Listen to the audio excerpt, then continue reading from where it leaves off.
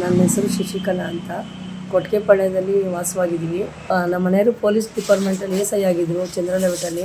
ಹೆಸರು ಶಿವಪ್ಪ ಕಲಾದಿಗಿ ಅಂತ. ಅವ್ರಿಗೆ ರಿಟೈರ್ಡ್ ಆದಮೇಲೆ ಪೆರೇಲೆಸ್ ಹೊಡಿತು. ಪೆರೇಲೆಸ್ ಹೊಡೆದು ಒಂದು 1 ವರ್ಷ 6 ತಿಂಗಳಾಗಿತ್ತು.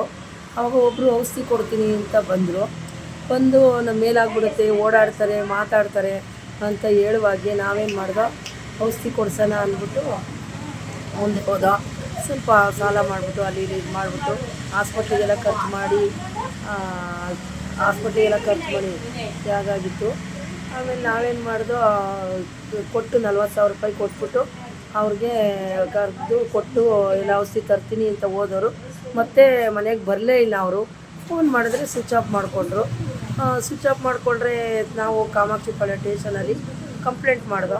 ಆವಾಗ ಎಲ್ಲ ಪೊಲೀಸ್ನವರು ಅವರು ಇವರೆಲ್ಲ ಕೇಳಿಕೊಂಡು ಇದು ಮಾಡಿ, ಆವಾಗ ACP ಚಂದನ್ ಕುಮಾರು ನಮಗೆ ಸಹಾಯ ಮಾಡಿದ್ರು. ಸಬ್ ಇನ್ಸ್ಪೆಕ್ಟ್ರು ವಿನಯ್ ಸಾರು ಅವರು ಸಹಾಯ ಮಾಡಿ ನಮಗೆ 40,000 ರೂಪಾಯಿ ದುಡ್ಡನ್ನ ಕೊಡಿಸ್ಕೊಟ್ಟು ಕಾಮಾಕ್ಷಿಪಾಳ್ಯ ಪೊಲೀಸ್ ಸ್ಟೇಷನ್ಗೆ ಧನ್ಯವಾದಗಳು.